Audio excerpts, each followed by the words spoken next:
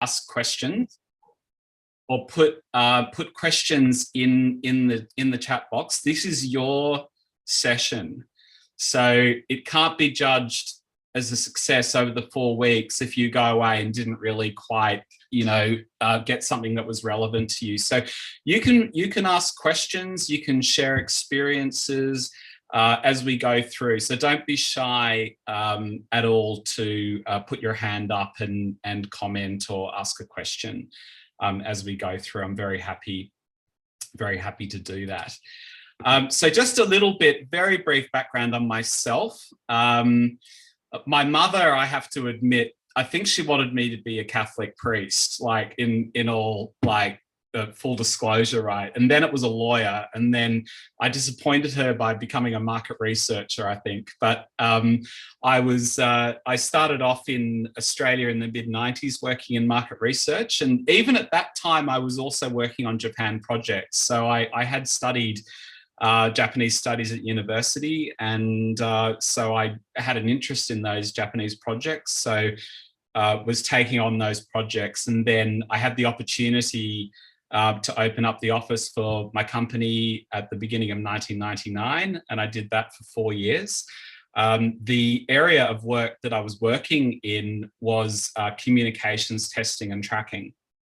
So I did an enormous amount of work on breaking down what makes communication effective, providing some prediction of effectiveness, and then tracking that. So that was very interesting. And I was working with clients like Unilever that had very big budgets and so forth, and really needed to have that information to help them manage their investment. I've been going since 2003 as an independent researcher, and nowadays we have about 40 researchers in between Tokyo and Osaka, and we do all sorts of different projects. So we do very exploratory work through to extremely systematized quantitative tracking studies as well. So we do the whole gamut, and there certainly is more than one tool in market research that you have access to. We're going to focus on the survey side of it, more the quantitative side in this course, but I am going to start off by giving you a little bit of a background on the other tools as well, so that you know when you do a survey, here's what I'm looking at. Here's how I place this in context, and I hope that will be helpful. So just in terms of an overall aim of the course, I would say it's to give you some meaningful exposure. I can't turn you into a researcher in 4 sessions, but you'll have enough exposure to understand what's possible. Certainly as a user of research, as someone who may be commissioning research or reviewing research or criticizing it, certainly you can get that exposure to those market and survey research methods. And that should help you understand, interpret, and leverage the way Japanese publics respond to your efforts. So this, in a sense, is like what I think is the mission statement for the next 4 weeks. And I'm also a big believer in you stating a mission statement for your research as well, and we'll get into that at the end of today's session. So in terms of objectives, I'm going to introduce what I would call market research thinking, just to give you a bit of an overview of the way that we approach problems in market research and the way that we look at things. We'll look at how to match your research objectives with the correct methodology, because you can get yourself into trouble if you're using the wrong methodology. You can get stuck and get too much data or not enough data, and you can get to the end of the project and you may not get as much as you had hoped out of the project. So very much, you've got to think about your broad objective and then your more specific objectives and think, can this methodology really meet those objectives? So it's a very good part of market research thinking, of course, is to question all the time. So you really want to question your methodology. But getting into tin tacks in a little bit more detail, certainly there'll be introductory exposure to survey research. So we'll look at sampling. Sampling I'll go into in quite some detail because it is extremely important. If you don't have the right sample in your research, if you're not interviewing the right people or surveying the right people, your results will be worthless. So it's very misleading at worst, right? So that's very, very important that we sort of think about, what we're doing in sampling. And that's always a case of, what's practical. We've always got a budget that we're working to, so you're never going to be able to do everything perfectly, but what's going to be useful for you. I'll then go into questionnaire design. This is extremely important that you know how to put a good questionnaire together.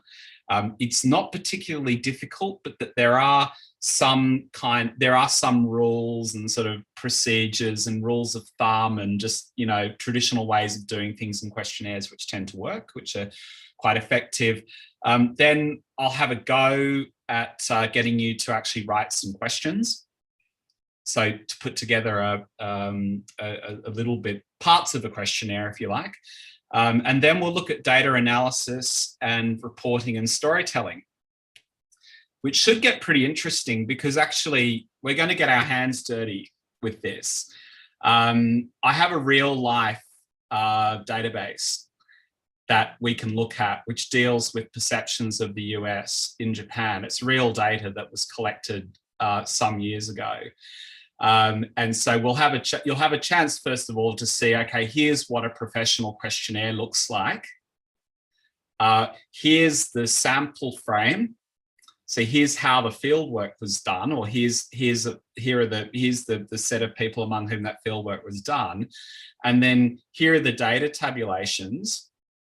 There you go. There's a set of data. Okay, well, I've got to give a presentation to, I don't know, the ambassador or whoever tomorrow or next week.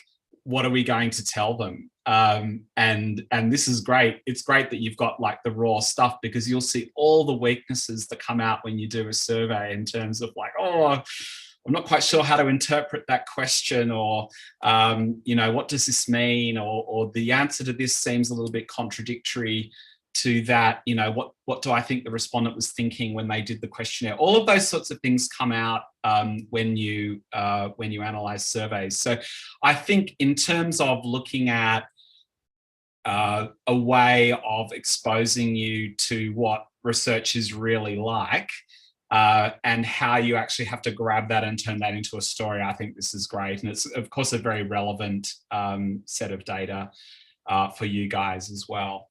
So we have that to look forward to.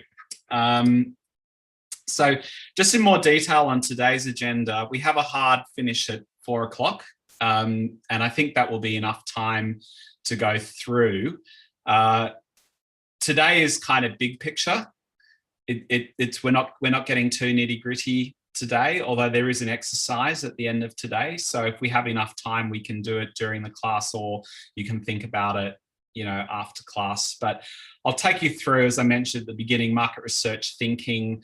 We'll review just at a very top level the families of research methods, think about how to connect the methods to your research objectives, and then we'll talk in more detail about measurement research because that is the focus of this training. So, is there a wider purpose for market research? I believe that there is, and I've believed for many years that research and the work that we do in research, when we survey people and we poll people, when we do focus groups and talk in a more unstructured way with people, I think this is a very, very socially useful function in the economy and society.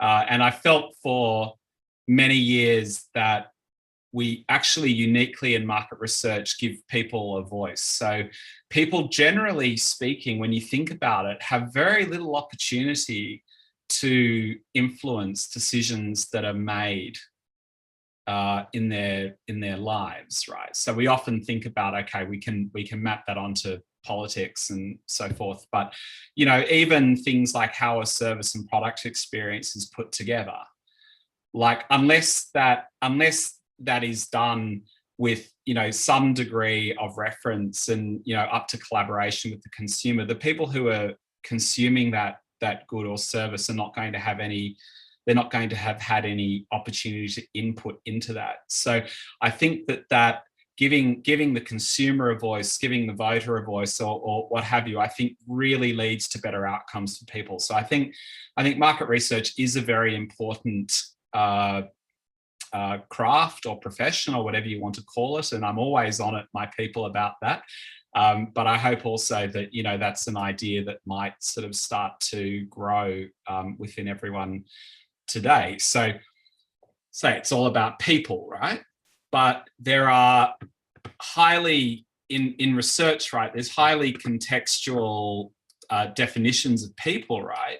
So a person could be a customer. So if let's say if I run a restaurant, they may be someone who's come to my restaurant. That's quite possible. So in that case, we're talking to them as a customer. We often talk about consumers.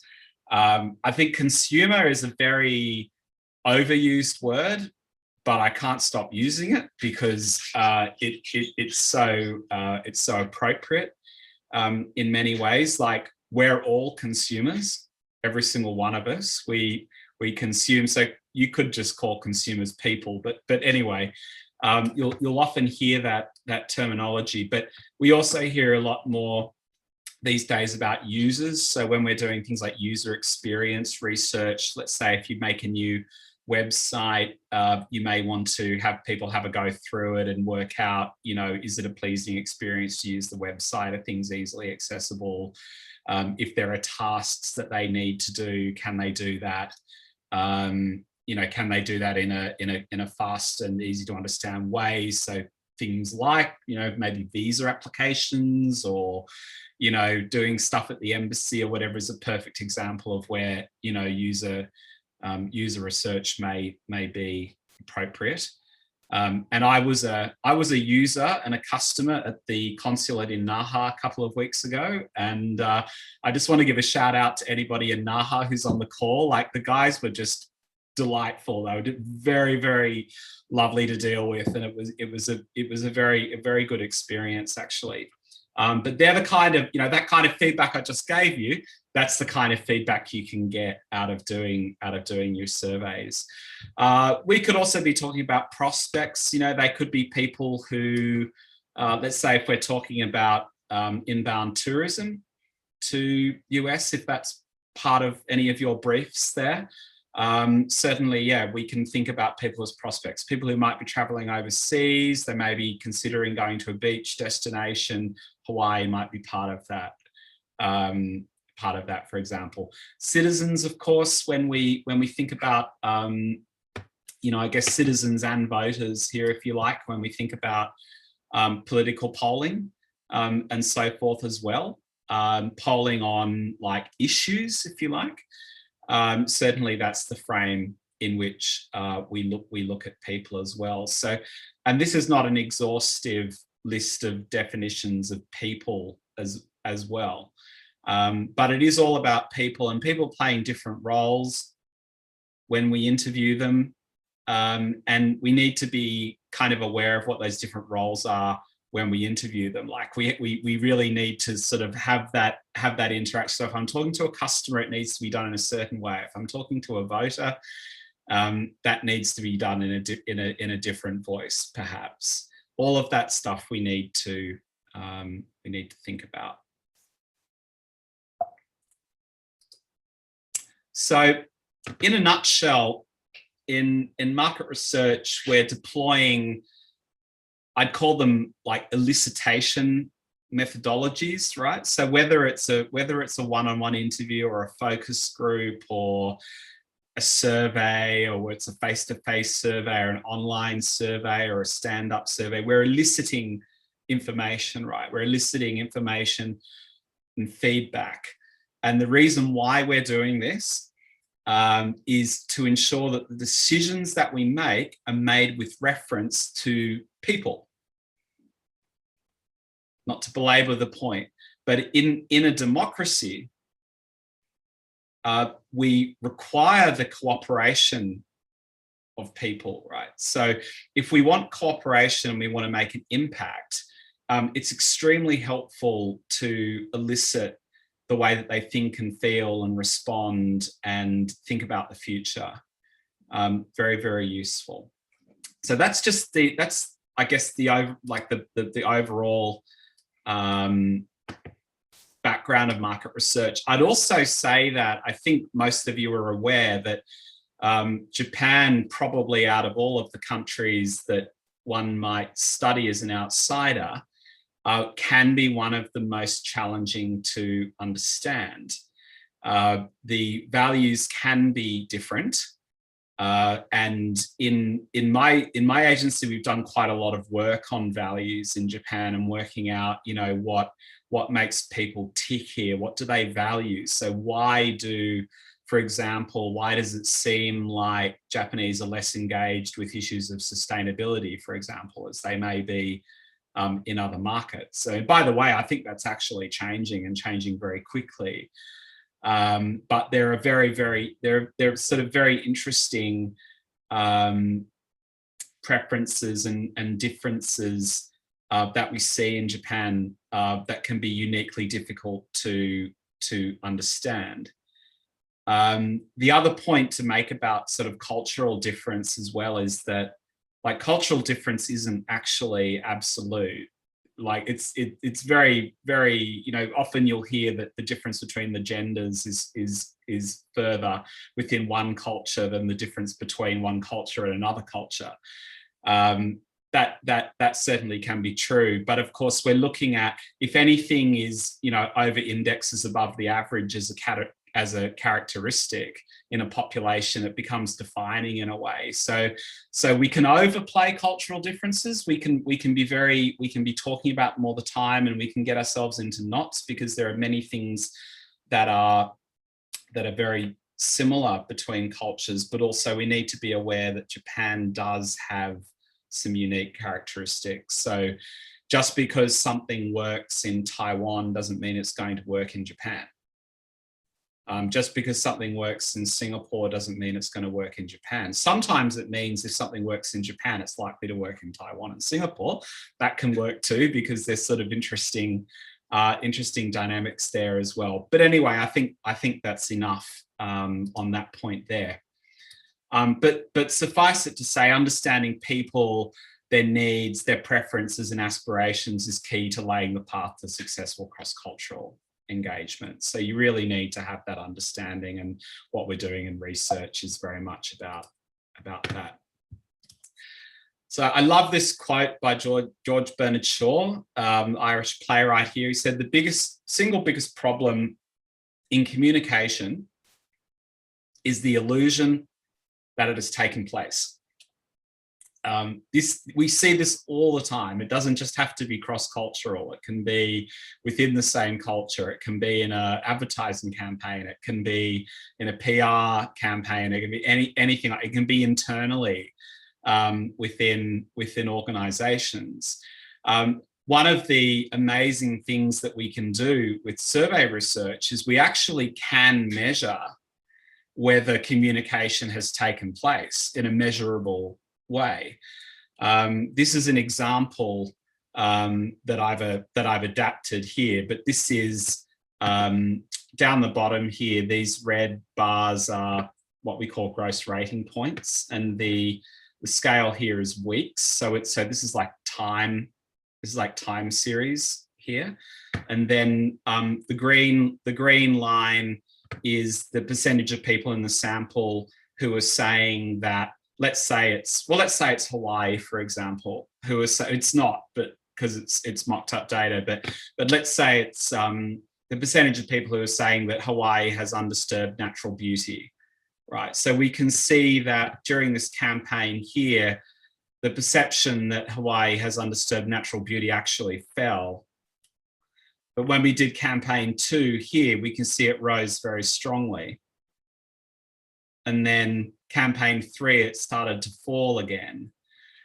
Whereas all of the campaign 1, 2, and 3 seem to have done a fairly good job at keeping this friendly and welcoming perception going up as well. And you can see there's almost like in campaign 2, there's like almost like a synergistic effect here between beauty and friendly and welcoming. So this is a very, very classic way of looking at market research. So the people who are running the campaign, they want to know whether the campaign is actually having a measurable impact on perceptions of Hawaii, right? This kind of technique is often used by brands that are advertising and have very large budgets, because they need to see whether it's having an impact. But there are many different ways of measuring this. This is a continuous study, which means that people are in field every week of the year. They're producing moving averages on that. But we might also, go in once a year and ask perceptions of a brand or a destination or something like that. So yeah, so is everybody okay with that so far? Any questions, comments? Okay.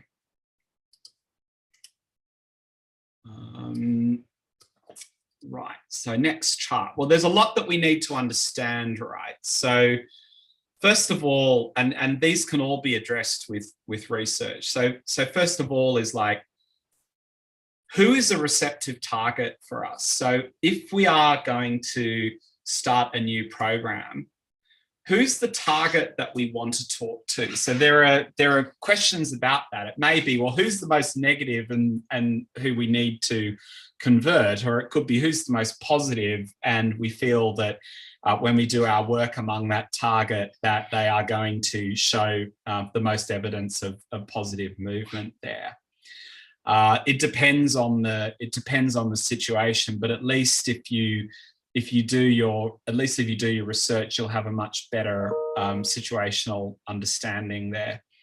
I think also very important is, how are we viewed? Right. So what's our image? Like, are we? And I get the two obviously are interconnected in terms of who's a receptive target, but our opportunity to communicate and our opportunity to make a difference is impacted by the way people think of us and what people's presuppositions are and prejudices are and so forth. And that's the same if you're a brand of shampoo, and it's the same if you're a country brand. It's very, dynamic is quite similar. Another very, very important question in communication, which we can address in research, is how to be in rapport. So how do I get you to listen to me? How do I issue a message to you where you feel that I really understand you? This is extremely important in Japan in communications. Like, so how do I, not from the, sometimes from the beginning of when we try to sell people, we try to give them a message or a new idea, we can fall out of rapport. People are just not open to what we have to say necessarily from the beginning. And I'm going to take you through a fairly interesting example from Australian beef, from a project that we did quite some years ago that kind of touches on some of those ideas. Then, of course, are our messages registered? So we may produce a piece of communications, we may hold an event, we may do a whole bunch of different activities. We might be doing social media and, digital properties and so forth, but are our messages that we think we're giving, are they actually registering, and are they the messages that we intend? This is a classic as well, where sometimes you might be talking about one thing and people might take away a different message because there's something in what you said that was interesting to them that you didn't anticipate, or it triggered them, or something like that. Also, generally speaking, in communication, the fewer messages, the more single-minded you are in your communication, the easier it is to actually register those messages. So the more, if you're doing a communications program with lots of different objectives, it can be harder to get to that single-minded message. And the effectiveness can tend to be less as well. And we also need to bear in mind that unless you're dealing with massive budgets too, the sort of efficiency and the elegance of your communication is really directly related to its effectiveness a lot of the time. So somewhat related to what I was saying before, like, are we being understood? So we may be, for example, we may be issuing the message, but do people really understand it? Or like, why are these people talking about this? Or, it's very dangerous, I find, when respondents and clients, especially clients in Japan, say, I don't understand what you just said. It usually means something like, I reject it, but it's a very nice way of saying that. So understanding is very, very, very, very important, whether it's a euphemism or not. And then, of course, is there an impact to our efforts as well? So like, let's say if we've got the right target, we're talking the right way in view of the way we're viewed, we're in rapport, we're getting the message over, it's well understood. So then what? Like, what is our actual, what's our actual baseline thing that we want to move the needle on, right? So if it's a more commercial objective, let's say it's visiting the US on holidays, do we see an increase in intent to visit? Do we see an increase in positive perceptions of X, Y, or Z? Do we see more signups on the website or travel, or however it is you define that? And then, of course, if not, what do we do differently? If we're not seeing that impact as much as we want, how do we go through and, this is obviously not the only model of effectiveness you could look at, but what can we do differently? There'll be hints, right? There'll be those areas where people respond less well than you had hoped. You also need to have an idea of what responding well actually looks like. That can be an issue in Japan because there are cultural differences in the way that people engage with research. But certainly you should get some diagnostic feedback that helps you there. So research is not just about collecting information too. I think it's very much about seeing the social and business environment in new ways, seeing opportunities that you may never have thought of before, and sparking ideas, right? So there's more than just, like a measuring or a seeing what is kind of role of research. There can be an inspiration part. There can be a part to research that says, well, here are my possibilities for action. So the research should always give you some thoughts and some potentially promising paths that you may be able to take. I think it's good research if it allows you to do that. And of course, like sometimes you have sparks of ideas and they blow up, not in a good way. Research has a very, very important de-risking aspect to it as well. So you'll see certain product launches that bomb, and I just look at them and I think if only you'd just done some very basic market research on this, you would not have made that decision to launch that product in that way. And sometimes the brands that most at danger from that are the really successful brands, right? Because they have a track record of being successful. So they start to think that, well, they can't fail, or, you know, the customer's just sort of hanging out for what we have to offer. And that's often, you know, that's often not the case. So certainly, you know, and we'll see that in this market, if people reject something, it's usually a hard rejection. It's when sometimes, especially when you're doing qualitative research and focus groups, less structured work, people can say positive things, and you have to be a little bit discerning on what they're saying, because people will try to help you. You know, respondents in Japan are very nice usually, but a rejection is a rejection for sure. So anyway, but it's better to know. It's better to know before you spend the $5 million on the campaign, I think. But anyway, in terms of market research, well, here are 3 things I think it should do. It needs to be descriptive. You need to be able to describe a situation. It needs to be diagnostic. You have to say why something is what it is, and it needs to be predictive, ideally, to give you some idea of what's going to happen. If you've done really good research, and we can't always do this, but if you get to the point where you say, well, if I do A, then this is likely to happen.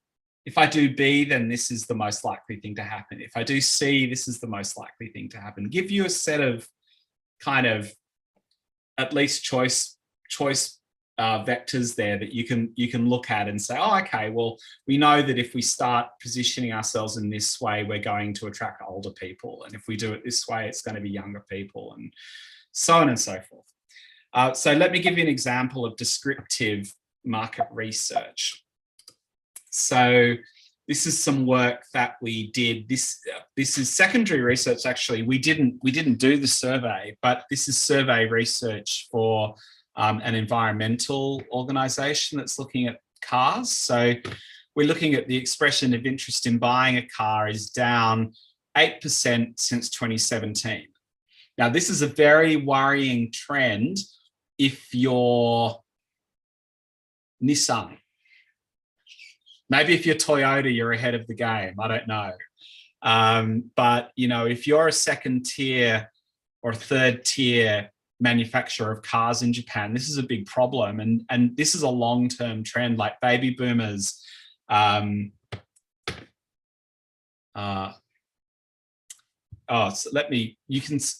What slide are we looking? Can you see my slide with the lady who's pointing at the windscreen? Yeah, okay. All right. Alicia's having some problems in Corby there. So I'll keep going if everyone can see the lady who's pointing out the window. So then we have main use for cars among younger population, you know, 59% commuting to work to school. Okay, that's good. But just to my previous point, in the baby boomer times, the car was everything. Like the people would, at a very young age, want to buy a car, and they'd want to go everywhere around with their girlfriend or boyfriend, and it was really, really important to have a car. And that's changed a lot. So for millennials and younger people, that's really changed. We see this as a long-term thing here, and we've now to the point we can see in 2019 we've got 40% of younger people who say they can live without buying a car, and then we've got 55%, you know, who are cool with using rental cars, and a third of people who are intent on using car sharing services there. So here's a description, right? The description is the car's losing favor as a form of transport. You know, you'd almost, reading in between the lines, you'd almost say it's becoming a bit of a pain for people to have a car. But that's descriptive, right? We're describing a situation. Intent to or consideration of cars is falling. You know, people are saying they don't need a car. That's description.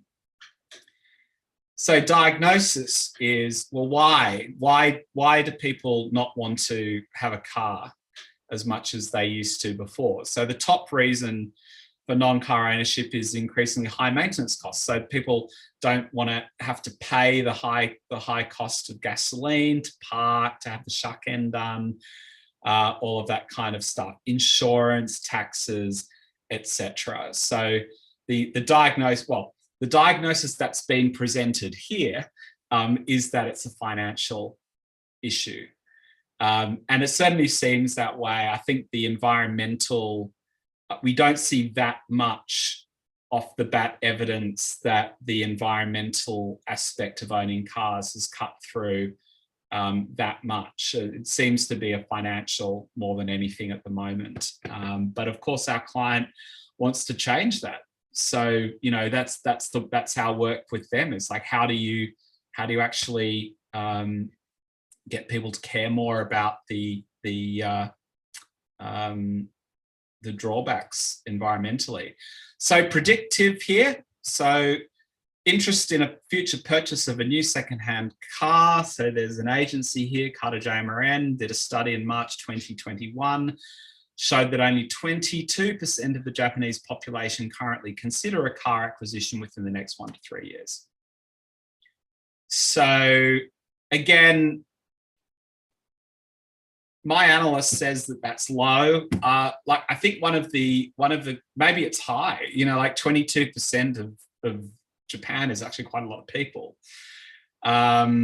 So I think always with quantitative research and with predictive stuff, you sort of say, well, what is a high score? What's a low score? If I have an event and I say, how likely are you to come to another event put on by our organization? How do we know if that's a high or a low score?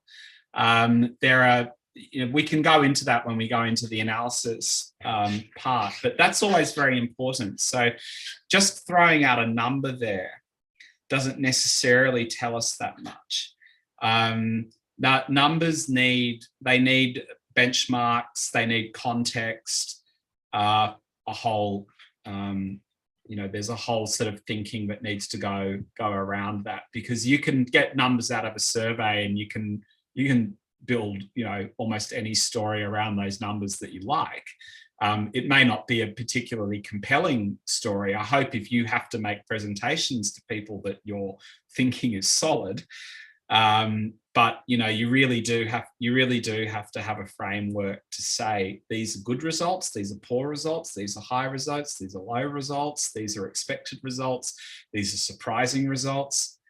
You know, all of that's needed. So what should we expect from good market research? So I think new thoughts, which are often hard to generate on our own. After you've done a survey, you should say, oh, okay, I didn't really think that would be the response we'd get on that. And so then you think, well, why is that? You start to build your stories on that. And then, of course, insights that, you know, we can't access without having done the work. So what's an insight? I mean, insight's a very, very overused word. It's very, very overused. And it can be like, I mean, I had a client bail me up 3 years ago and say, what's an insight? And I was like, oh God, you know, put me on the spot. Like, but like, I should know that. That should roll off the tongue. But I would define an insight as simply the meaning of the information. Right. So when you're presenting a set of results, in order to sort of go up the ladder on insights, it's really a case of saying, well, here are the results, but here's what it means, and here's what it means for us. Right, so there's a bit of putting yourself in the shoes of the respondent and trying. Sometimes you have to kind of you have to surmise a few things about why they're answering the questions the way that they are. If it's a quant survey, but definitely, you know, the meaning of that. So how do you know that you've had an insight? Well, it's because the insight, as Stan here, who's just, I think he's just stepped down as global head of research at Unilever, he said, well, insight, I saw this at a conference and I wrote it down. He goes, insight is always retrospectively self-evident. Oh, it's absolutely true, that point on insight. It's like once you've said it, everyone's like, oh yeah, of course it's like that. But of course you didn't think that before you did the work. But now we all take that as being kind of obvious. You know, we did a project for insurance about 3 or 4 years ago, and I couldn't come up with a better insight for the way that everything was coming out, is that people just hate insurance companies. They hate you. This is the insight. Like I said that to the client, they you know, they took it the right way because they could see that. But the insight is, yeah, this is why you're having so much trouble, you know, getting people to engage with you, because they don't trust you. So they're pushing back on you, and they're putting sand in the gears of the purchase journey, and you know, that kind of thing. So let me. Does anyone have any comments or questions or challenges? Have I outraged anyone yet with any of those ideas? How do we get to good insights, right? So first of all is, you know, looking at market context.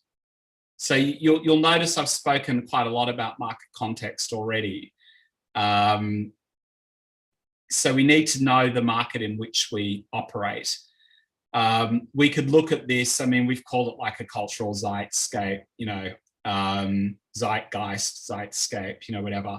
But getting to square one requires a good understanding of like the social life drivers of people who are in your market. So when we do research, like when we do market research, as you may understand, survey research, we're kind of getting inside one person's head or a group of people's heads at the same time. But we're really looking at what people are able to think and what they're able to respond. Like, obviously, right?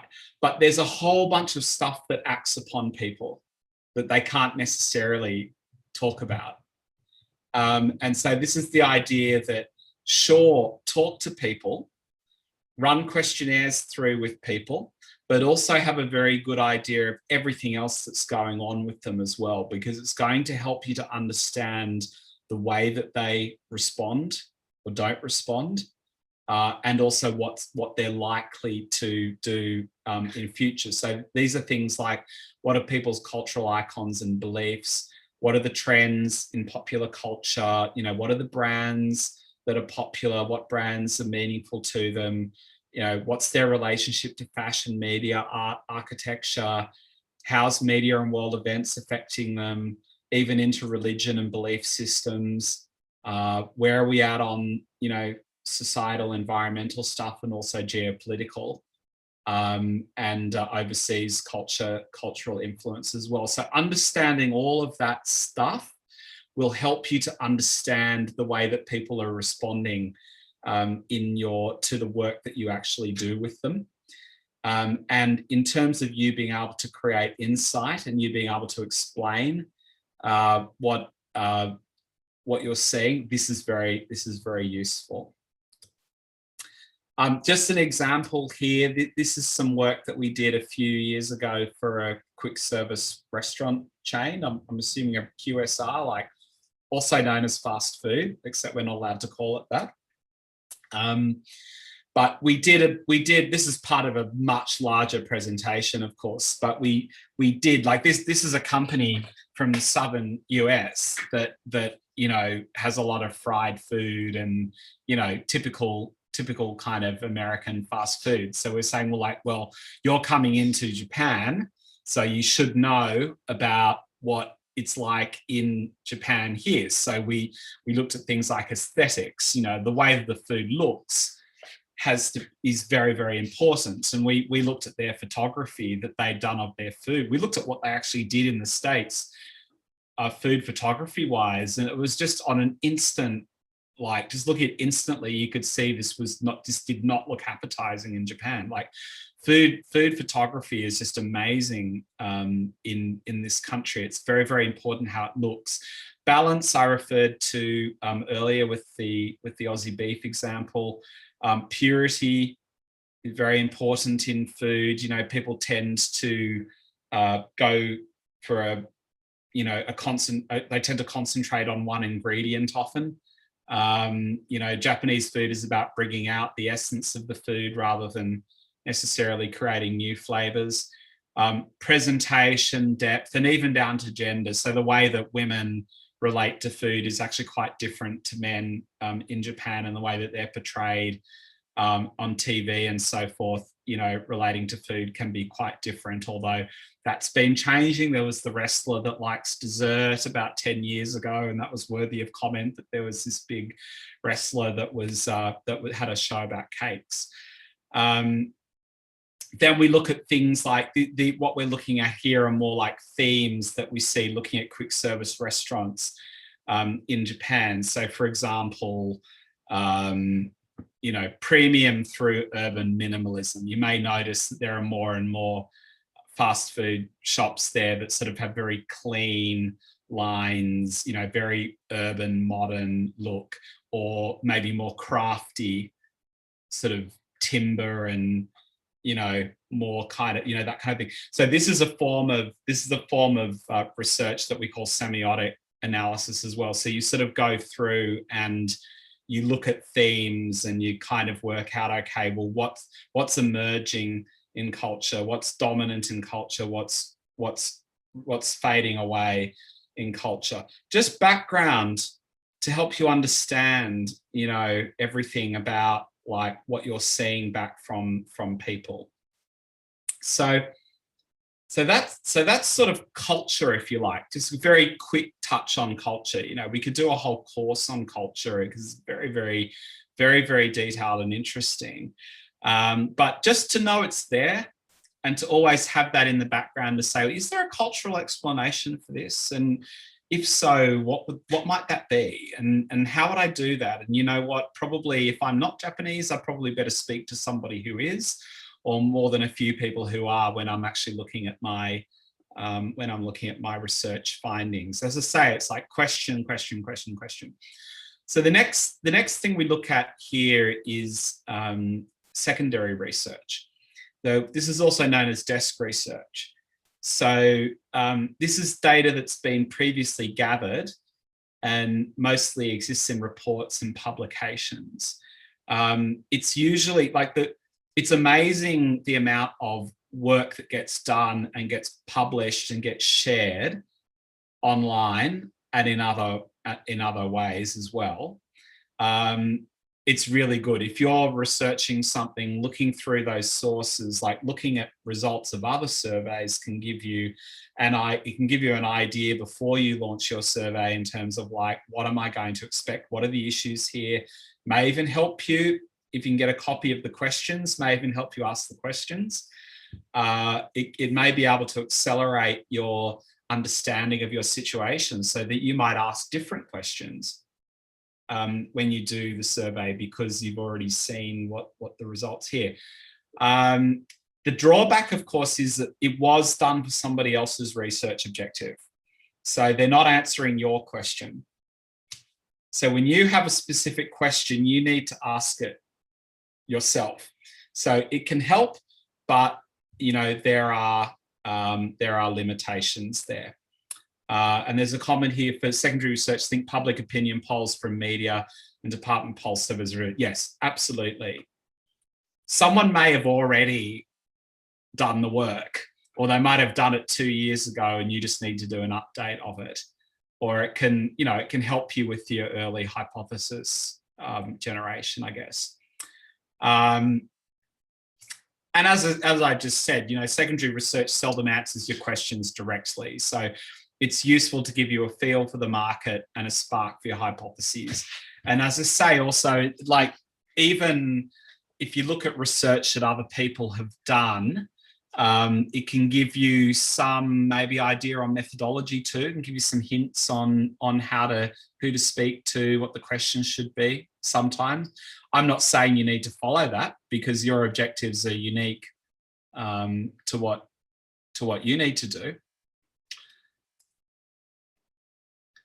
But, you know, that secondary and that cultural piece is all about context, right? Where are we going into? I can't emphasize how important it is to have that right. When you present research too, if you're presenting it to more senior audiences, they're often going to sometimes jump straight to the big picture. You might be very, very concentrated on your data points, but the audience, and especially the more senior it is, the more big picture their view is going to be. So having that view of the big picture, I think, is very, very important. But then, of course, into that context, you want to put some newly generated information in there. So this is where we get into primary research. So primary research is defined as research that you basically design and carry out yourself. It's for your objectives. It's done by you or by an agency, usually, that you engage to carry out that work. And you own that data, obviously, as well. You're generally not going to share that data unless, but sometimes you may be doing work for publicity purposes as well. That might be one of the research objectives there. But generally, there are two main areas that we're looking at. So the first is exploration and the second is measurement. My apologies. I couldn't hear what you said. All right, that was my Siri. It was exploration and measurement. And I think just to sort of get those two sort of different functions of research in your kind of consideration somewhere, I think is very, very helpful, because when we're exploring when we should be measuring, and measuring when we should be exploring, is when we get into trouble. So let's say if you're writing a questionnaire and you're just fishing around for pieces of information you don't know, you're going to end up with a very long, very open-ended questionnaire. And it's going to be impossible to analyze it, because whenever you get a question, you've got to remember, whenever you add a question to a questionnaire, it adds complexity. When you add an open-ended question to a questionnaire, it adds, 10 times the complexity, because normally in a questionnaire, like your answers are pre-coded, right? So anyway, I'll get into that. That's an important part of questionnaire writing, but exploratory research. So we may not know how the target thinks and feels. We may know nothing about that topic. Like let's say if we look at the issue of climate change in Japan, we may say, well, I've kind of got this idea that Japanese don't care about climate change. And then you talk to people and go, oh yeah, no, they don't care about climate change. No. But then of course, you don't really know that. And then when you actually talk to people, you find that there is a much more nuanced situation there. It's like, not that people don't care about it, it's just that they have no empowerment around it. And that's the kind of insight that you get out of exploratory research. So it's hard to get to that insight sometimes from measurement research. And exploration is great the less you know. When you know a lot about something, then yeah, you don't need to do exploratory research, because you've got a pretty good idea. I believe you should dip in occasionally and just check that things still work the way that you think that they do. And exploratory research usually consists of what we call qualitative methods of inquiry. So in research, we talk about qual and we talk about quant all the time. And if I slip into talking that without you understanding what I'm talking about, like, just stop me and put your hand up and put something on the chat box. What are you talking about?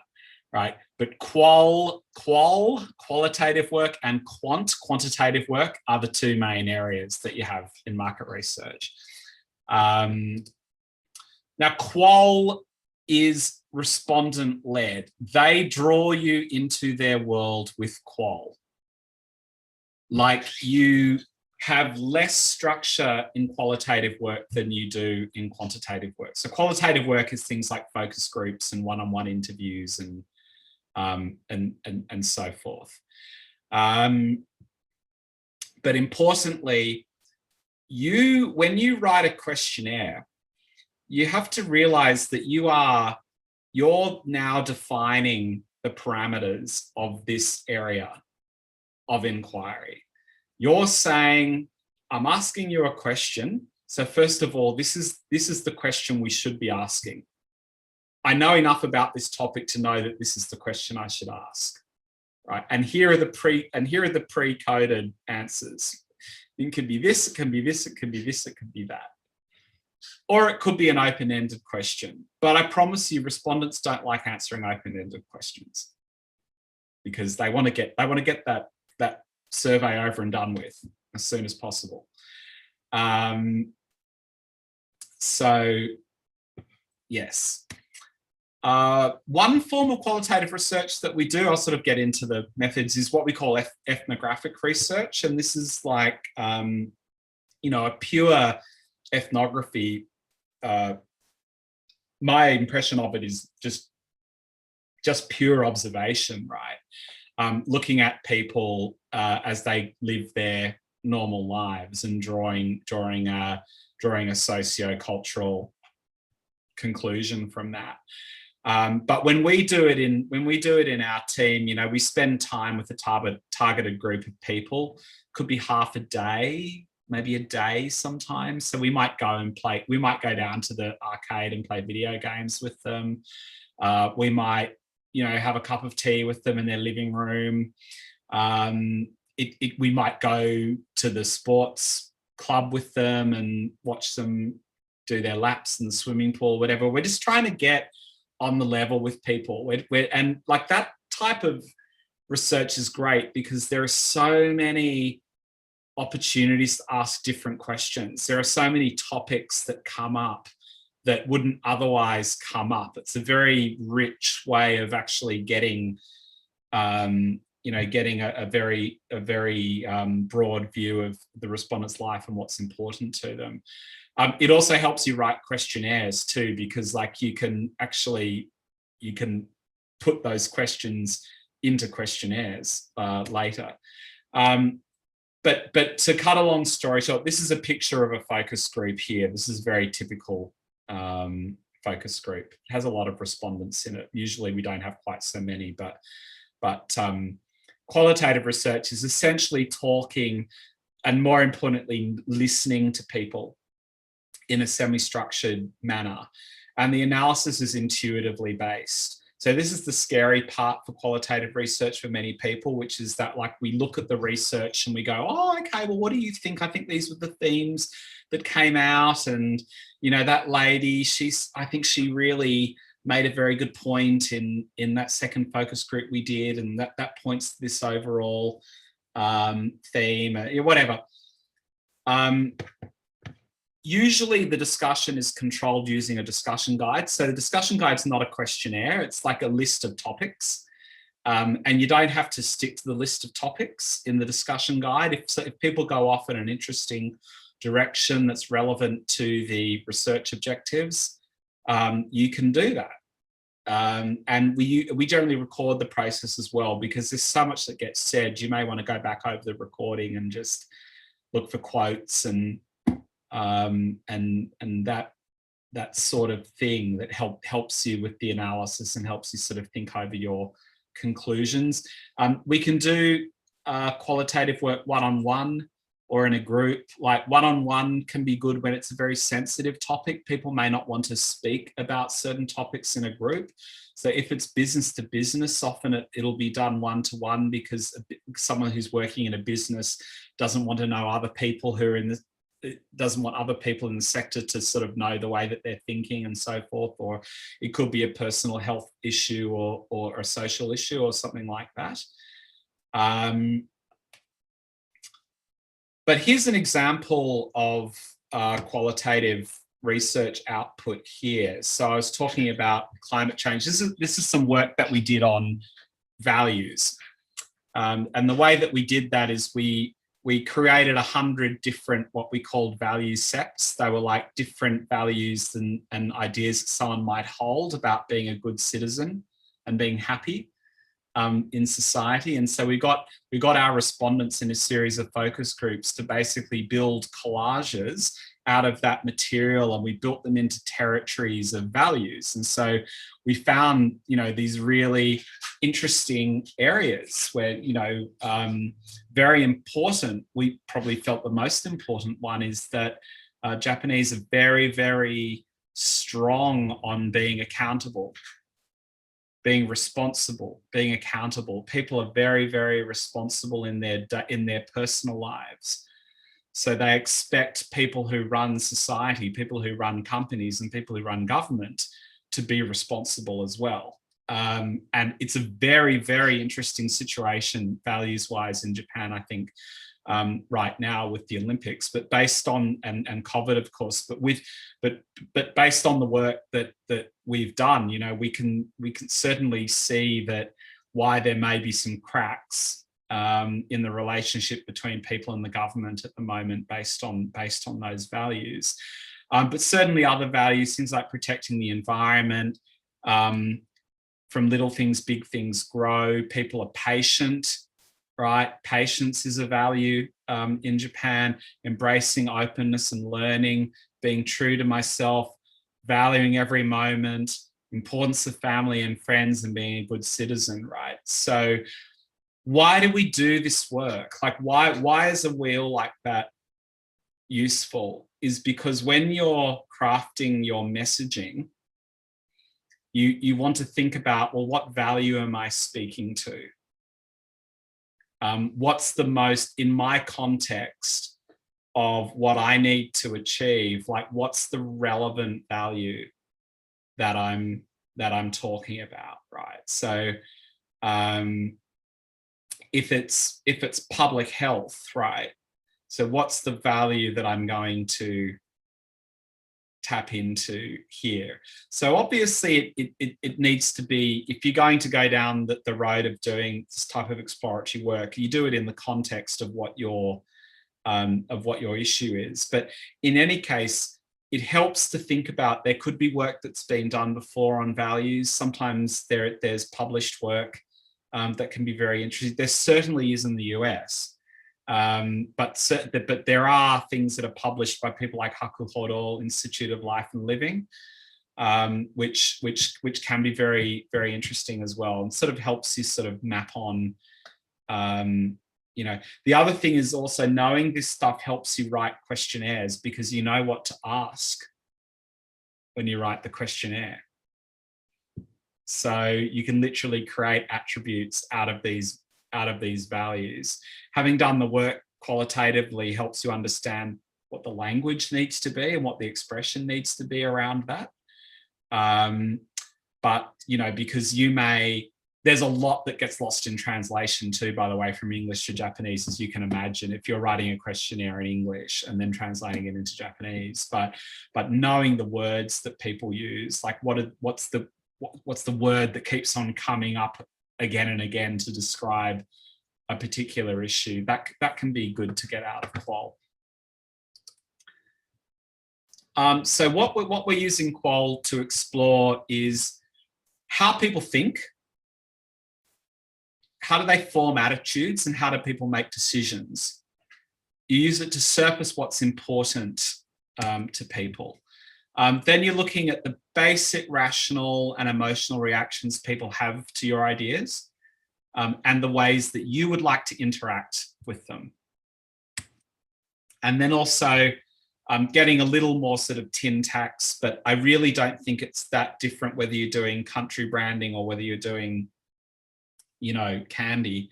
It's like there are alternatives. So how is Brand USA positioned among those other alternatives? How is Brand USA positioned versus Brand China, or versus Brand Russia or Germany or UK or Australia, or, you know, whatever?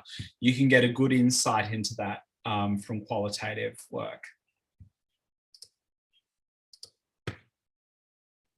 The last point I'll make also is, look, you'll have your context, you'll have your newly generated information, and then you'll have your own experience. This is extremely important. Bringing in your own lived experience if you're a participant in the culture, or, you know, you can get people who are participants in culture, or you're an observer, whatever, that is very useful. Challenges for qual is that it can be difficult to interpret. It can lack reliability. You may not actually be able to get in fact, you don't get the same outcome from one focus group versus another. It can be quite different, but that's why it's good, because you're looking at the range of responses. So for example, if we're talking about at a very broad level Brand USA, qual's going to help us understand people say this, and they say this, and they say this, and they say this, and say this. So it gives you the range of opinion. It can be a very broad range. We can't tell what is the actual leading opinion through a focus group. We need a survey to do that, but at least we can work out what those possible opinions generally are, and then we can put that into a questionnaire. But, you know, to cut a long story short, qual's great, but the conclusions are researcher led. So you usually have to, there's usually a lot of interpretation there. And so you have to be very aware of context and quite careful, you know, bold but careful at the same time in terms of how you form your conclusions. So that's everything up until measurement research and survey research that I wanted to share with you. Does anyone have any questions about any of that, or has anyone done any focus group work before? Hi, Michael. I don't think we've done much focus group survey. And then I think what we do is that, I guess all the programmers, they do like a market research, that the secondary research to know our audience. Then we have a program. Then we do a survey to the people who came to our program. So that you know, I was wondering, like, you know, how we should use that primary research to create a better, like, secondary research, which is our, like, poll, like, you know, usually done like post program survey. Yes. To find out like something new. Is that qualitative better than quantitative, or do you have any suggestions? So Micah, there's two kind of things here. There's like, how do I measure the response to the program in a way that is easy for the participant to understand how to answer, and that also that you understand what their answers mean? So that sort of lends itself to a fairly simple, straightforward kind of approach. But you can, afterwards, you can also get people in a group discussion.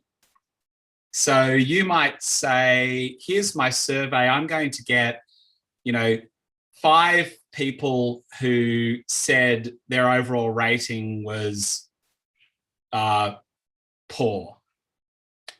Or, you know, people don't usually say poor, right? Like, because, you know, the people who were not really enthusiastic. So you could get 5 people who loved the program, and you get them together and just talk to them about it. What did you like about it? What did you not like about it?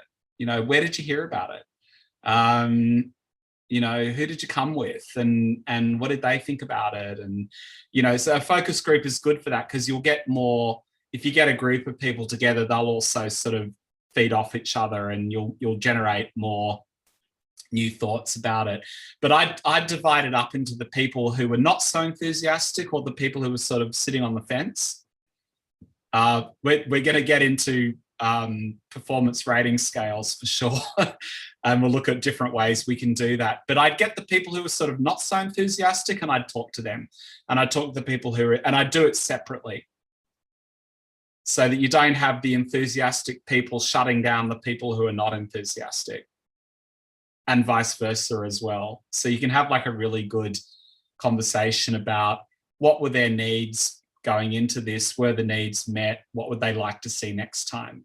It's that ideation part that's quite useful too when you take the structure out. You can always put in a questionnaire, like what are your ideas for the next, what would you like to see in the next program? But people don't, unless you're standing there in front of them interviewing them, that can be hard to get that open-ended stuff out.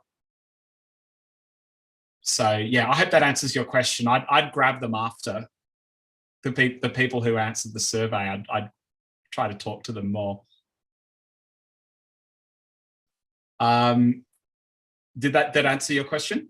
Yeah, thank you. When we start like in-person programming, yes, but right now, like what we do is online programs, and then it's actually hard for us to get a feedback.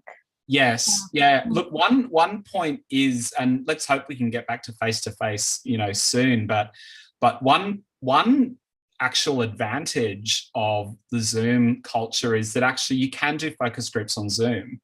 So I think you've done surveys you've got feedback on Zoom, but you actually can grab people and get them to talk to you on Zoom as well. And I don't think you need to be too crazily structured in how you do that. Maybe you just have 5 questions or 5 topics you want to talk about and just see what happens. Like just having that dialogue with people, I think, is really helpful, and help you to sort of round out the results. And you might also find that people give you a middling kind of rating, but they're actually quite happy.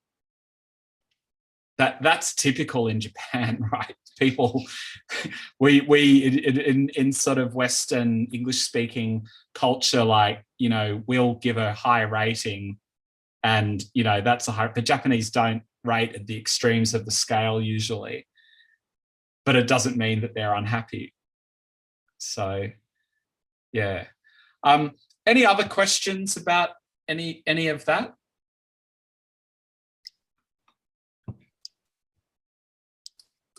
Hi, this is Sasha. I work on the online magazine for our the embassy, and we actually have done a focus group and a survey about a couple of years ago that we were working with an agency for that.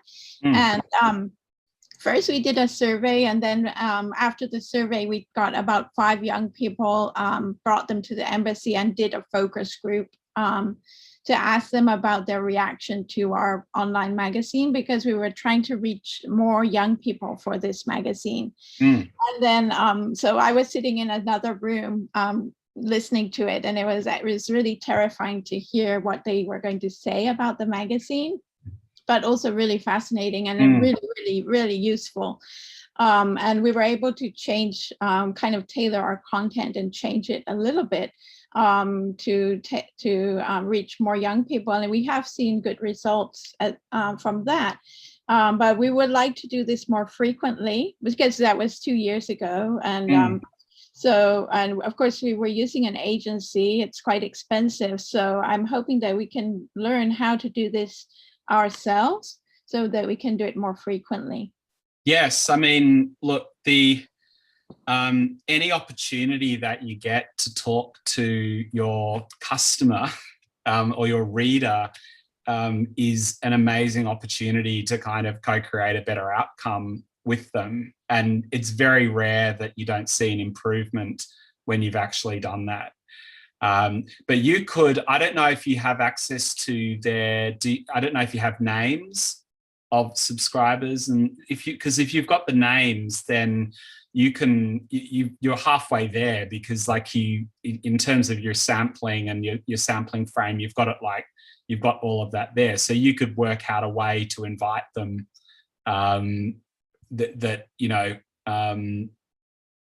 obviously you have a plan for what you do when you invite them, but recruiting the respondents is often one of the hardest parts, is one of the hardest things to sort of overcome when you're trying to do research. So if you've got your base already there, then yes, you can definitely recruit them to do more work. Okay, thank you. And hopefully by the end of this program too, you'll be confident about writing your own questionnaires, and you can use your Survey Monkeys and those kind of tools to do that. Yeah, thank you very much. Sure. Any other questions or comments, anybody? Okay, well, I will move on to the main course, if you like. That was the starters there.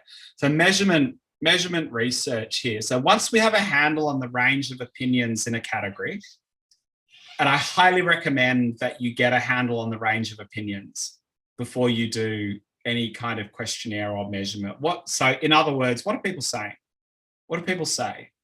What are they talking about? Like, well, what kinds of things do they talk about in this topic? And what are the overall category dynamics? When we know those things, we may want to put some sizes and probabilities on that. That's really what measurement research is about. Sound measurement also is useful to gain credibility and confidence for all types of business decisions. So, for example, Sasha, as you were saying before, like we decided to include more content in our publication on topic X, on video games, because that's what people are really into. And well, why did you do that? Oh, well, because we have this data that we collected, and it showed that this would make people read the magazine more deeply, or more likely to reread, or whatever. They're the types of business arguments you can make. Defining measurement, well, that's assigning numbers to things in accordance with specific criteria to represent quantities of attributes. Now, I don't expect you to remember that definition, but basically measurement is about numbers. It is about producing numbers. You're producing data. And as I've said before, you sort of really need to understand where those numbers came from.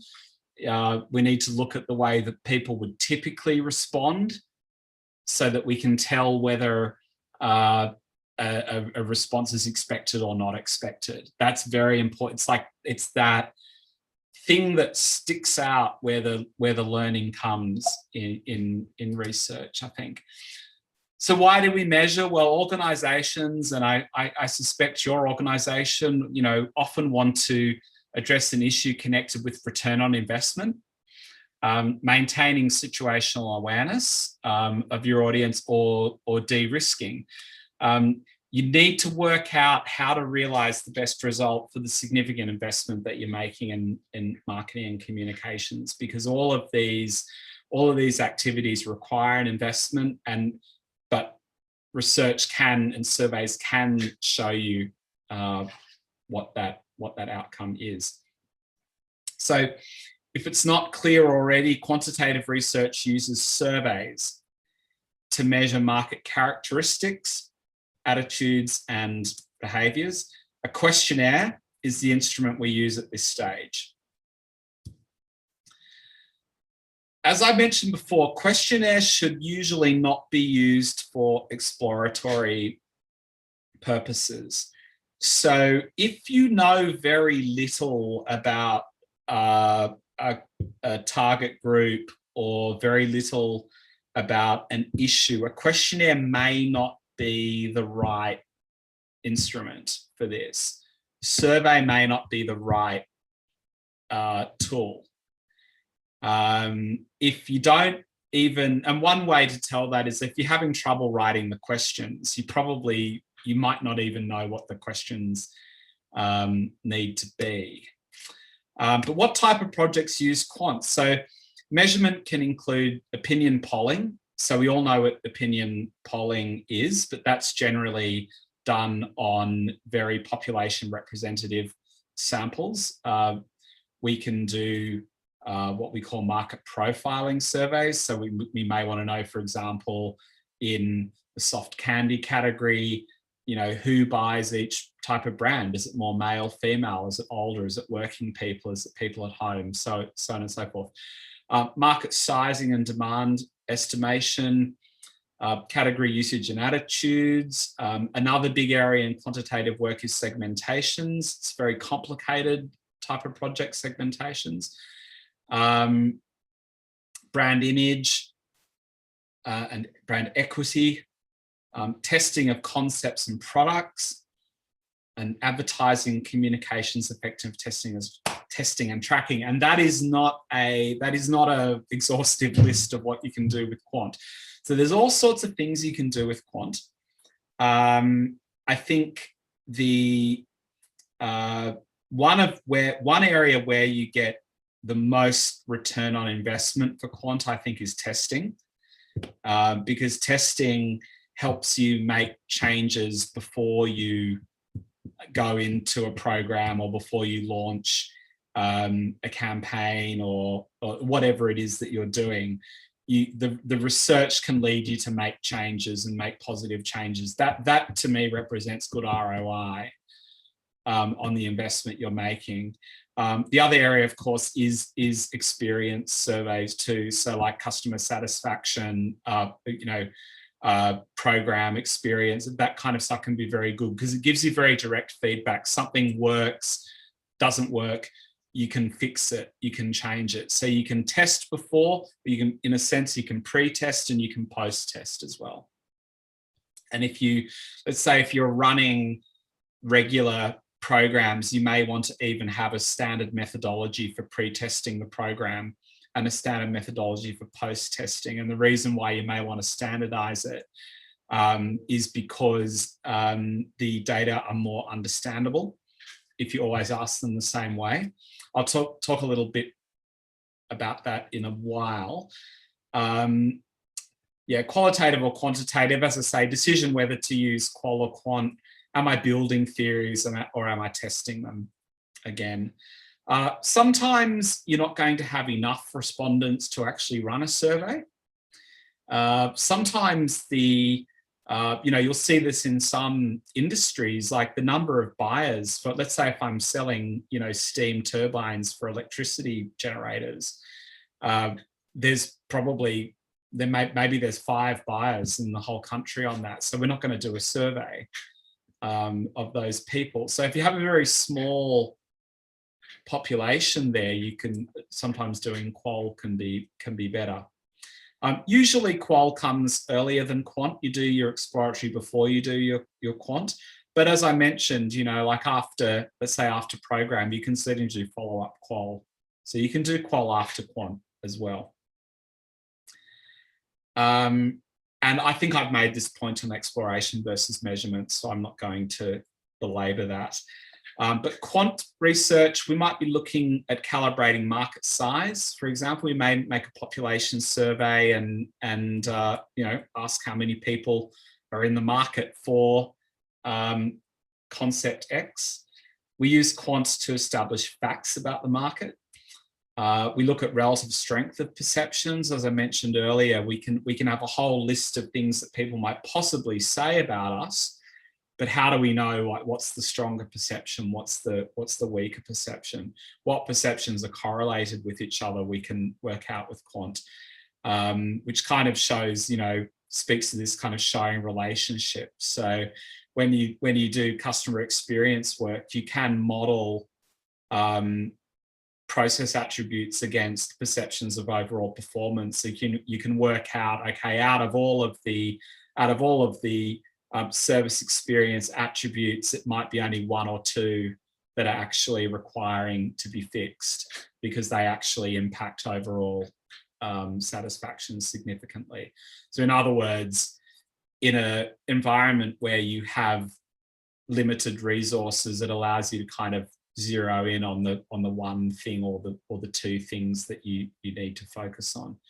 And quant research can be used to predict outcomes as well. I mean, a classic is looking at advertising testing. So we show people ads and we ask them, are you likely to buy this product after having seen the ad? And we can model that against in-market responses. So just speaking to my earlier point here, quant allows us to establish benchmarks too. So if you've got a reliable and standardized technique, you can have some confidence around that. You can create action standards that are agreed by everybody. And then, you know, the process of the research has higher credibility and more relevance. So just as I say, one example might be if you as an organization were to agree, this is the way that we always pre-test our events or our event concepts, or this is the way that we look at event satisfaction or program satisfaction or whatever. We have standard set of questions. We might do 30 of these projects a year. Over time, you build up this amazing database. So we know, oh, typically, you know, people answer this way. So this was a really good event, or this was not such a great event. That kind of thing really helps. As I say, with quant, you're generating numbers and you need context and sort of understand where those numbers come from and how you expect people to respond. If you don't do that, data can be hard to interpret. So you want to give yourself like the best chance. So there's always error when you're collecting data as well. So there are two types of error. There's random error, which is just chance error that doesn't, and random error is something you don't really need to worry too much about because it's random. But the one that you do need to think about is systematic error. That's error resulting from your research design. And so your random plus your systematic error equals your total error here. So where do our systematic errors come from? So they come from the instrument. So, well, error, I'll give you, yes, thank you for the question. I'll go through the errors now. So it could be a badly written questionnaire, or someone might have actually put the wrong scale on the question. Or the questionnaire might just be so long that people give up on it and start just not really answering the questions properly. If it's a face-to-face interview, the interviewer can actually like impact the outcome. So the respondent may well be answering the questions in a way to sort of make the interviewer happy rather than actually answer the question truthfully. Sampling, again, you might, let's say if I'm sampling face-to-face in an event, like you may sample just the nice looking people and not the mean looking people. So you may sample the people that look like they've got time to answer your survey rather than, just, everybody with an equal chance of being sampled. So there are many, many sampling errors. I'm going to talk about that next week. And there can be processing errors. You can have like these fat finger mistakes. They actually happen all the time. So you really need to check your data tabulations when they come out. Like the scales can be reversed on so that it can come out in the tabulations in the reverse order to what it is on the questionnaire, and like there's all sorts of things that can happen. So question here is about what's the relevant number to make an appropriate analysis. Usually, like if the sample is randomly collected, you can look at as little as 30. We'd usually say 50 responses is a good one to look at. And then the minimum usually to test something is about 100. And then rules of thumb, usually these days when we do web surveys, we do about 1,000 people. So the bigger the sample, the better, as a rule. But you can go as low as 30 if it's sampled properly, in my opinion. you can go as low as 30. Like the numbers can be quite stable even at something as low as that. But of course, it's also important that there's no systematic bias in the way that you've sampled. So just the size of the sample doesn't necessarily mean that the analysis is actually legitimate or the conclusions are legitimate. If that answers your question. If not, shout out before I get on to the next one. Okay, cool. So big lookouts in quant first is reliability. Can we repeat our findings? If I put the same survey out next week, am I going to get the same results? More or less. If not, it's unreliable. The other issue there is validity. So are we exploring, appraising, or measuring what we purport to be? This is important. I mentioned purchase intent from an advertising test. So we'll show people an ad and we'll say, how likely are you to buy this cleaning product? Definitely, probably, may or may not, probably not, definitely not. And we look at and someone will say, well, just because someone said in a survey that they're going to buy the product, does that mean that they're really going to do that? And is that really a valid measure of purchase intent? Well, it is to a point. But we do need to be careful that we may sometimes think we're measuring one thing and we're not really measuring that at all. You know, we may be think we're asking behavioral intentions when that's not what people are answering in reality. Depends on the tool. Anyway, just suffice it to say, I hope that we've got the idea that there is a left brain aspect of research and a right brain aspect as well. I like the right brain aspect because it makes the left brain more relevant and useful. We have 15 minutes, so I'm just going to take you through an exercise, very simple exercise. Let's have a look at it. So let's imagine that you've been tasked with providing your management a health check on the image and reputation of brand USA in Japan.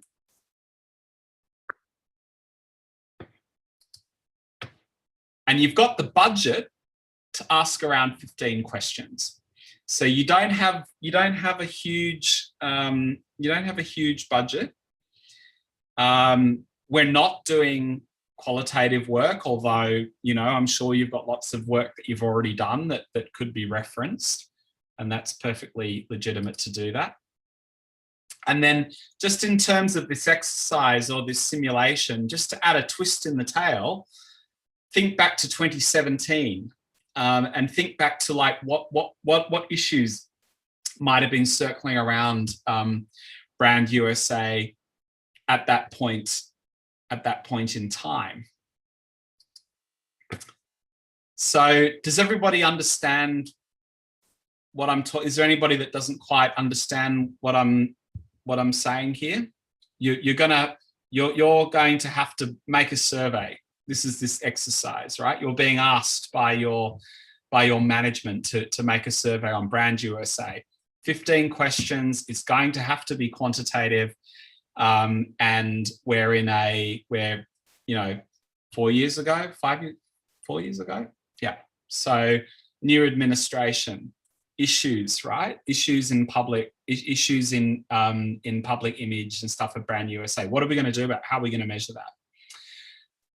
So first of all, what I'm going to get you to do, probably to think about it. I don't think we've got time to do it quite now, but think about it before the next class is how would we sort of write an overall research aim on this? Like, I think it's always like, if you think back to the beginning of today's session, I had like an overall aim of the program here, but like I think it's a good practice to write an overall research aim before you start on a project. And this is also very helpful when you're actually having to explain to people what is the survey that you're doing. And when you present it, why did we do this work? What was the overall aim on this. So it's like a mission statement for the project. Everything you do on the project should be harmonious with this aim. It should integrate an understanding of the main problem or challenge that the project aims to address. And then it's a good practice to write at least 3 to 5 clear, precise research objectives. So you've got that overall mission statement. We are going to, what are we going to do? And then more precisely, what are we going to do? So this always forces you to think about what the limits of the project are, because you need to focus. So there's all sorts of things that we could put into a questionnaire. There's all sorts of things that we could put into the research, but you've only got 15 questions, right? So you need to focus. You need to look at, where am I going to get the most, the most return on investment for filling the survey. Here's an example of an overall research aim, just so that you're not going into it completely blind, right? So this is a project that we did I did mention the quick service restaurant chain there. So we put the overall research aim as to illuminate the way in for our clients' holistic offering into the QSR market and set the stage for transformation of the category. So the aim there, it's also a little bit, there's a little bit of sort of motivation for the people who are sort of sponsoring the survey and, need to interact with it as well. This is important, right? We're setting the stage for transformation of the category. So think back to 2017, what's your overall aim?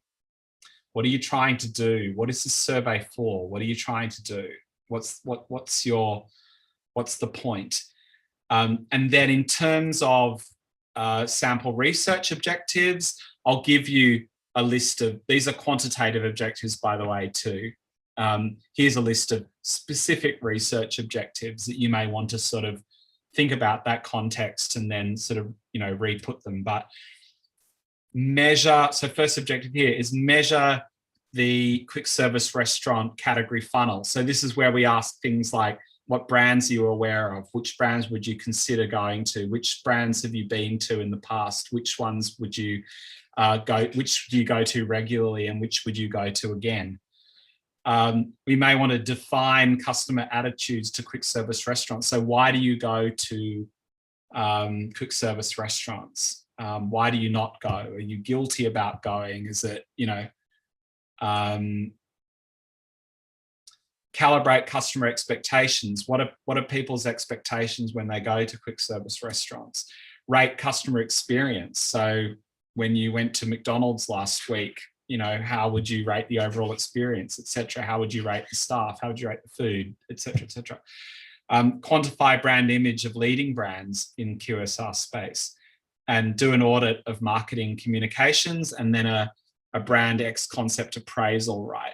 So this is fancier than 15 questions, but like the reason why I'm showing it to you is because you have this language around measurement in your research objectives. So it's like measure, define, calibrate, rate, quantify, audit, appraise. Although you can, of course, you can do a lot of that qualitatively as well. So, but it's like, what are the actual things you're doing in this survey? So the research aim is overall, what's my mission for the survey and what do I hope to get out of it?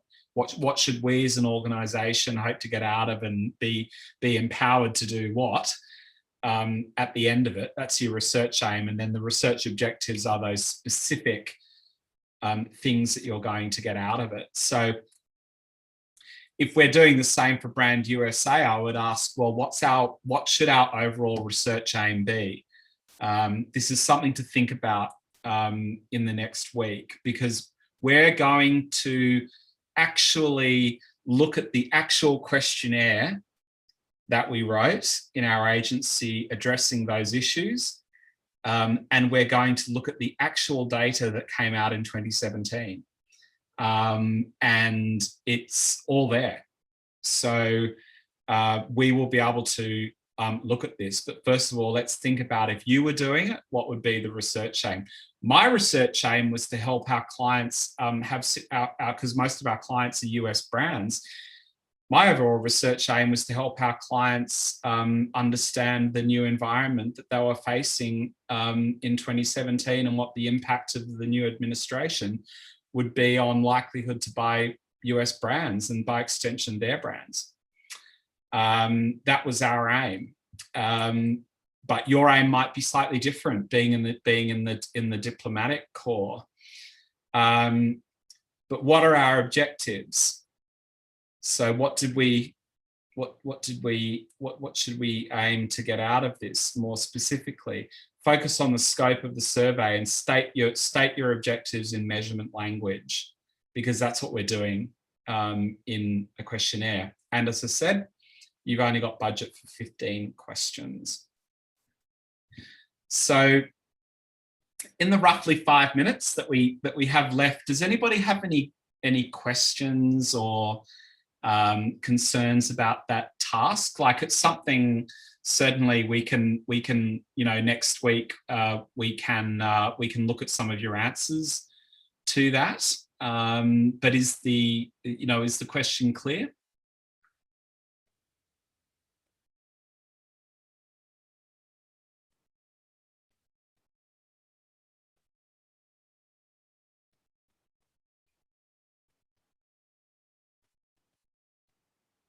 Okay. Very, very, as I say, just to sort of, at the risk of repeating myself, it's very, very important to have a very clear idea of what you're doing and the scope of what you're doing, and the knowing also that you can't do everything. You can only, there's always going to be limitations. There's going to be limitations on budget.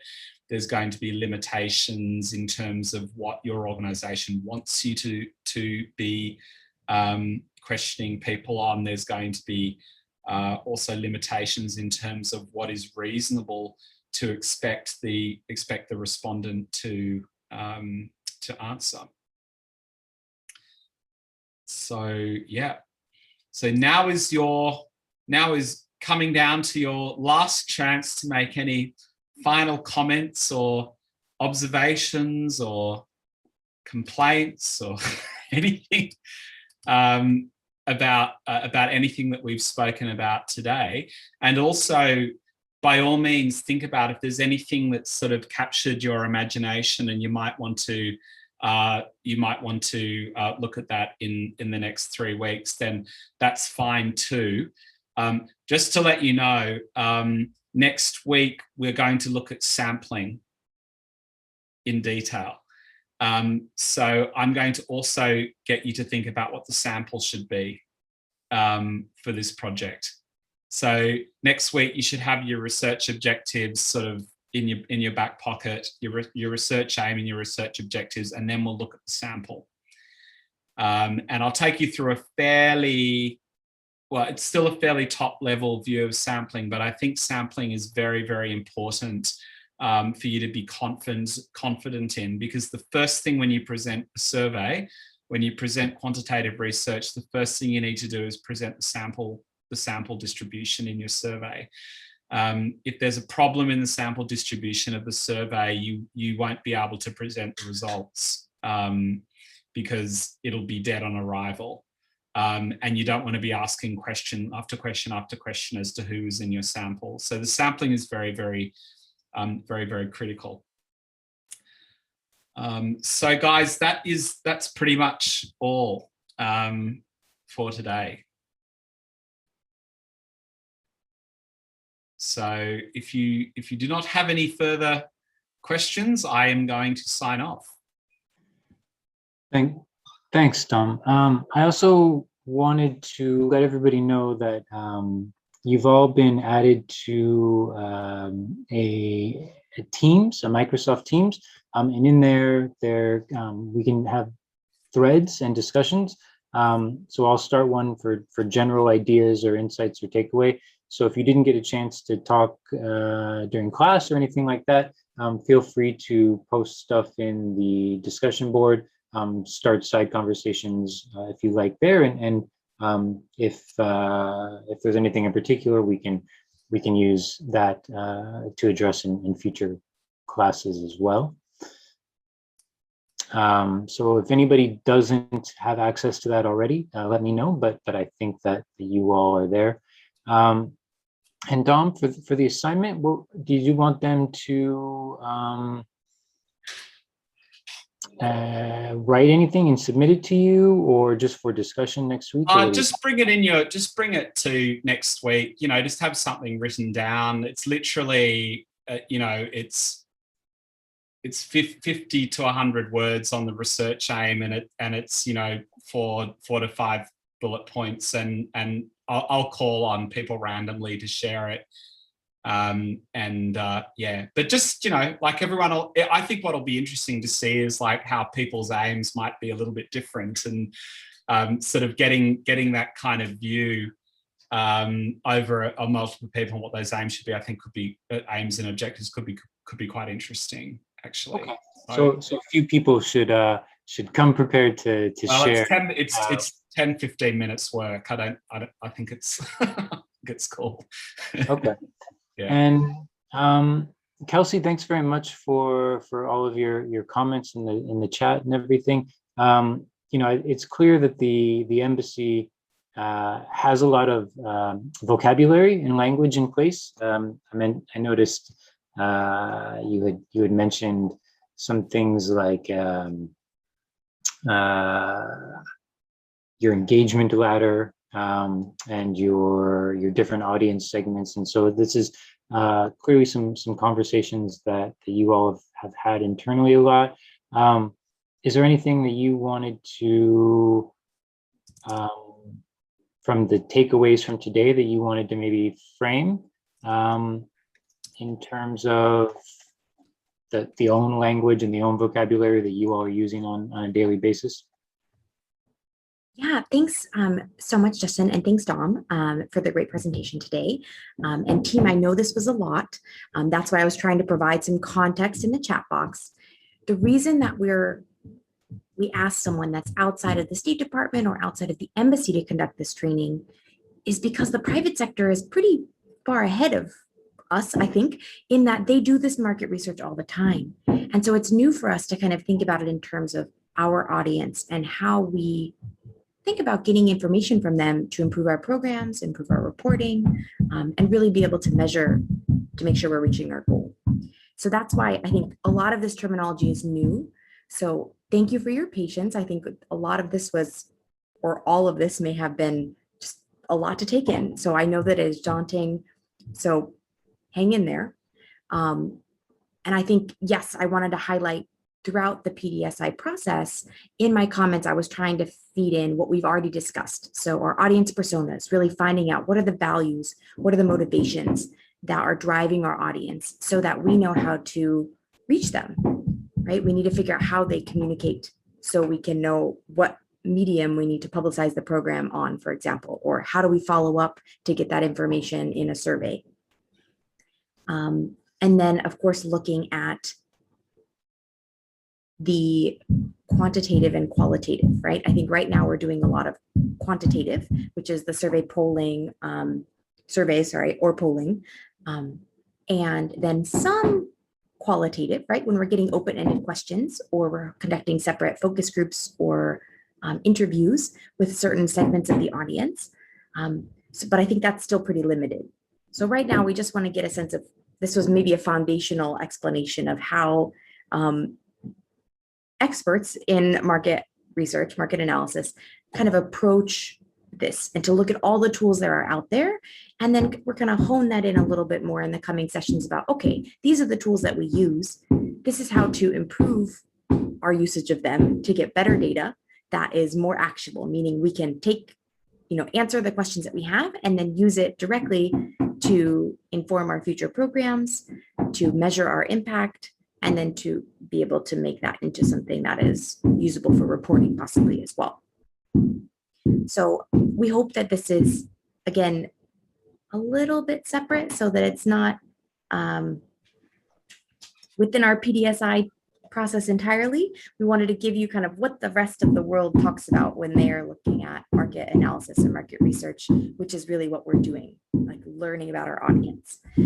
So thanks for joining us today. And we have our homework from Dom is to kind of draft this goal. What is the goal that we're trying to reach with our survey? And then what are some points that we can ask? What are those questions that we could draft? So we hope that everyone will take a chance throughout the next week to kind of jot down their thoughts so we can share that next week. And yes, I think we have some folks that have reached out to either Cognosan or Ueda-san if they're having access issues with the Teams channel. So we'll follow up with you, Justin, I think offline to make sure everyone has a chance to access. But then do follow up with us, share your thoughts. We want to make sure that we're making this most effective for you all as well. So let us know how we're doing. And if there are additional questions you have, right? You are our audience for this training. We want to know how to meet your needs. So thanks so much, everyone. Dom, of course, for presenting. Apologies, there's construction. So gomenasai if it's a little loud over here. They're like jackhammering upstairs. And thank you, of course, Justin, for organizing and facilitating everything today.